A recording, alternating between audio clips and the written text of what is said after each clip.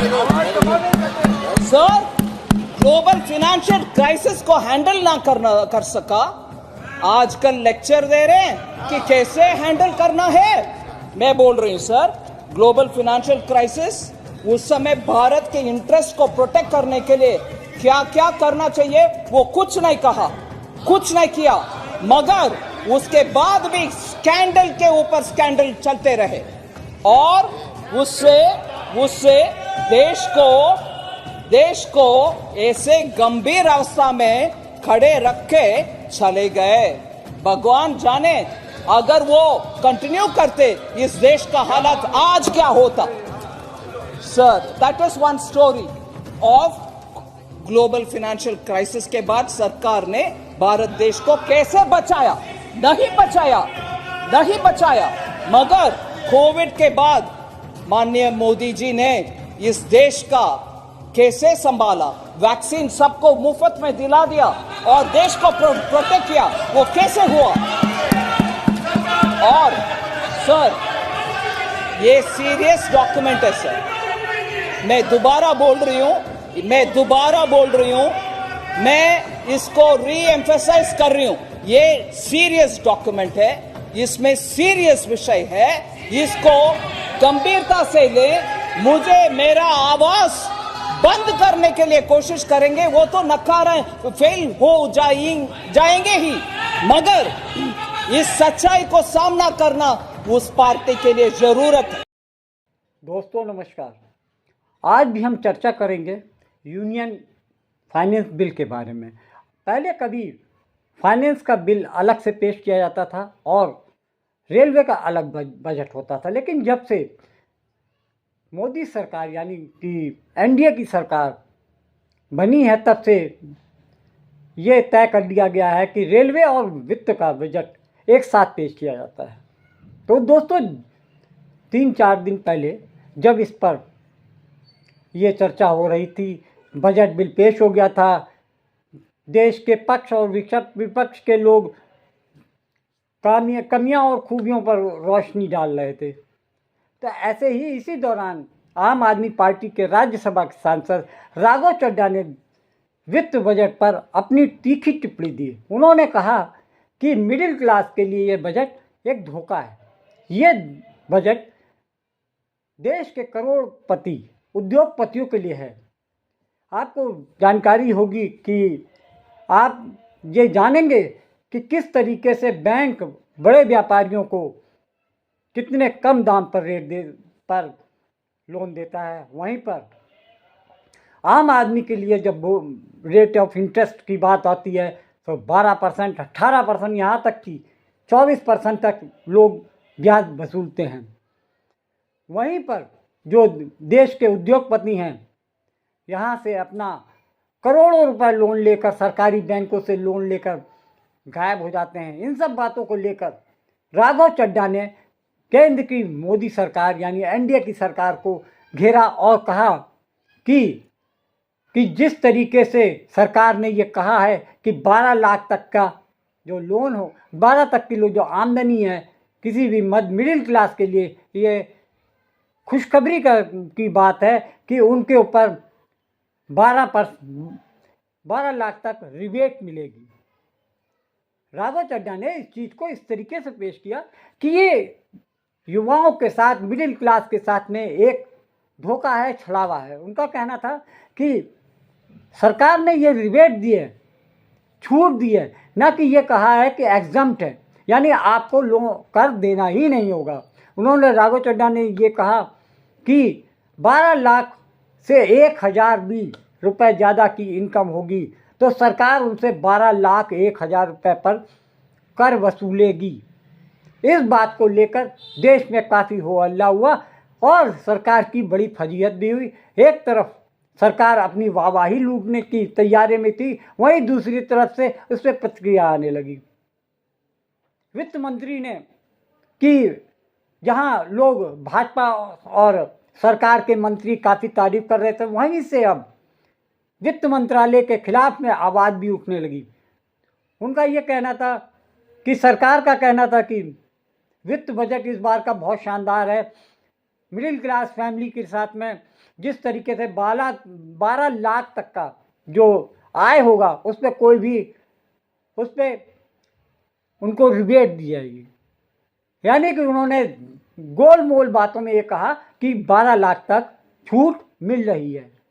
ये नहीं कहा कि 12 लाख तक कोई भी टैक्स नहीं देना है। ये घुमावदार भाषा आम आदमी को समझ में नहीं आती है, लेकिन जिस तरीके से राघव चड्ढा ने इसको सदन के भीतर खोल कर रख दिया, पोस्टमार्टम कर दिया वित्त बजट का, उससे सरकार की चूल्हे हिल गई।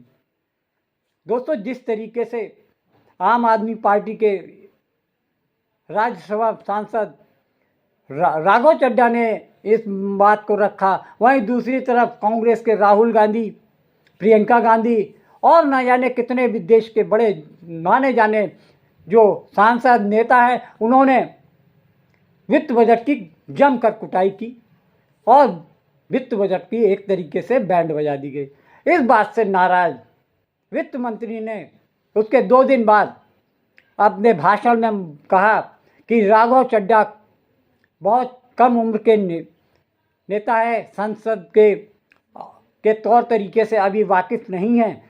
उन्होंने वित्त बजट के बारे में जनता को बरगलाने की कोशिश की है। उन्होंने कहा कि सरकार की नीतियों का विरोध करके वो जनता में ये अपने आप को लोकप्रिय करने की बात कर रहे हैं। उन्होंने कहा कि अभी उनको अनुभव नहीं है और जनता को बरगलाने के लिए वो देश के विरोध में हवा बनाने की कोशिश कर रहे हैं। उन्होंने वित्त मंत्री ने कई तरीके से राघव चड्ढा के बारे में उनको बुरा भला कहते हुए उनकी तीखी आलोचना की। इस बात को सुनकर राघव चड्ढा ने सदन के भीतर ही उनको जवाब देने की कोशिश की, लेकिन सदन में जो सदन के चेयरमैन होते हैं, सभापति होते हैं, उन्होंने राघव चड्ढा को बोलने का मौका नहीं दिया। इसलिए उन्होंने साफ साफ एक पर्सनल वीडियो बनाते हुए सोशल मीडिया पर डाला, जो काफ़ी वायरल हो रहा है।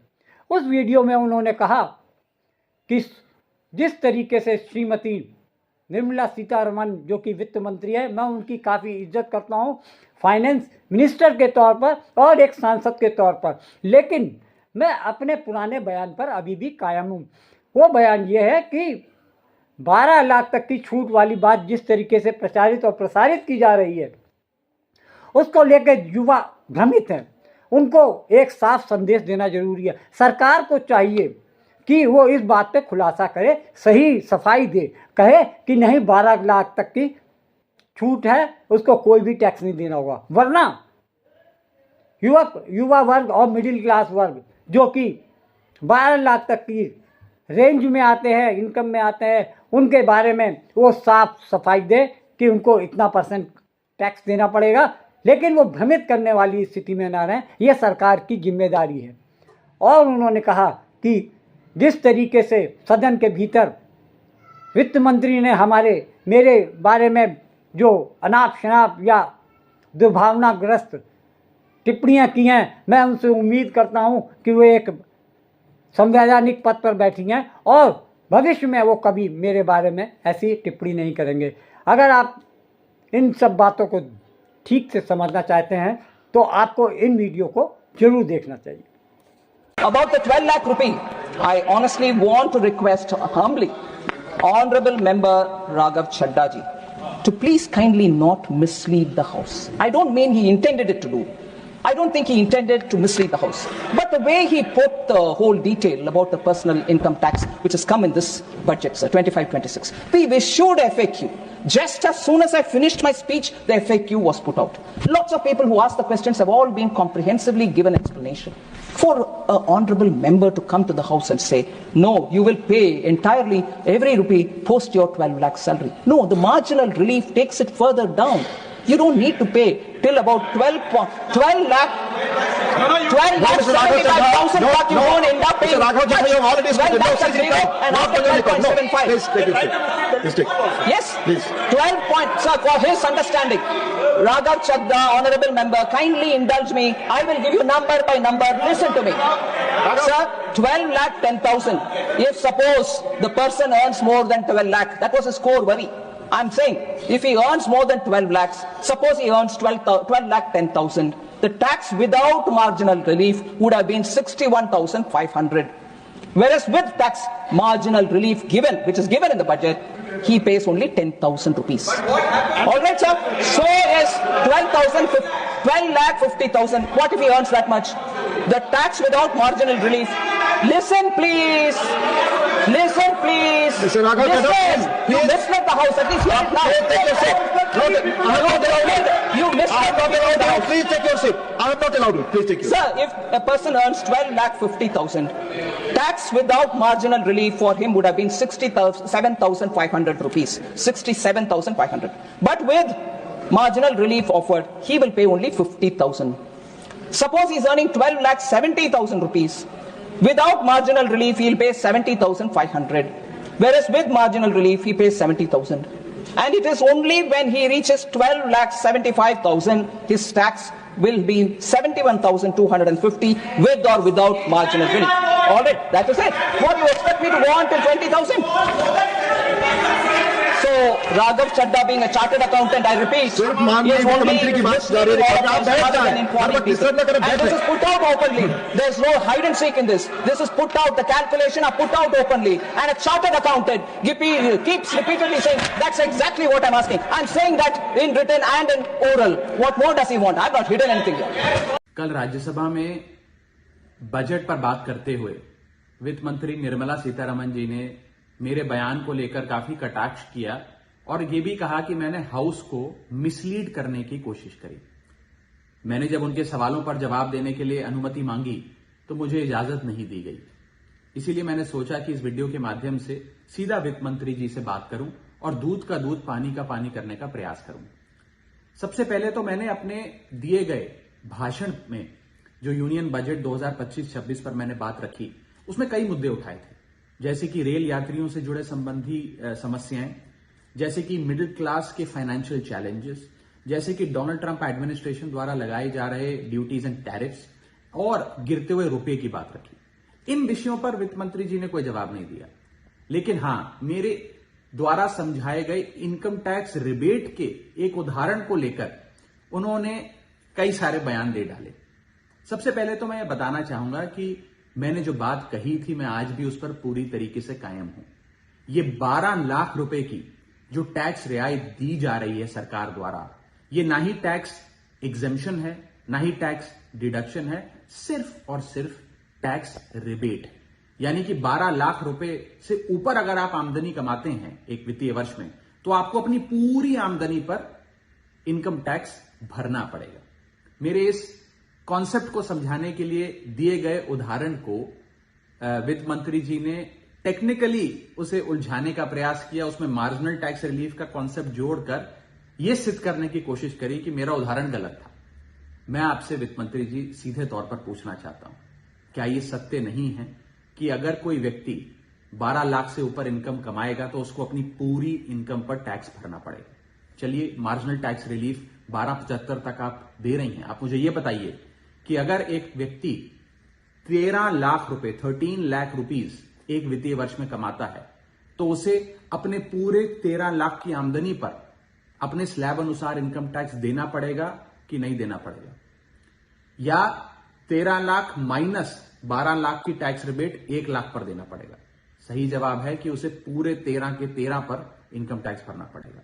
मान लीजिए कोई शख्स 12,76,000 रुपए कमाता है साल का, तो उसे पूरे 12,76,000 पे इनकम टैक्स भरना पड़ेगा, ना कि मात्र 76,000 रुपए जो उसने 12 लाख रुपए के ऊपर कमाए। ये टैक्स रिबेट का कॉन्सेप्ट समझाने के लिए मैंने एक उदाहरण दिया था और मैं आज भी उस पर कायम हूं कि 12 लाख रुपए से यदि 1 रुपया भी आप फालतू कमाते हैं तो आपको अपनी पूरी इनकम पर इनकम टैक्स देना पड़ेगा। उसको मेरे उस बयान को लेकर वित्त मंत्री जी ने मुझ पर काफी व्यक्तिगत हमले भी किए, मेरे बारे में व्यक्तिगत टिप्पणियां करी। मैं बस इतना ही कहना चाहता हूं कि मेरे मन में माननीय वित्त मंत्री जी के लिए बहुत आदर और सत्कार है। वो अनुभव में, ओहदे में, उम्र में मुझसे बहुत बड़ी हैं। मेरा बस इतना ही कहना है कि आगे से मुझे उम्मीद है कि वित्त मंत्री जी इस प्रकार के व्यक्तिगत बयानों से बचेंगी और सिंपल टैक्स कॉन्सेप्ट्स लाने के लिए जो उदाहरण दिए गए हैं उनको टेक्निकली तोड़ मरोड़ के जनता के सामने प्रस्तुत करने का प्रयास नहीं करेंगे।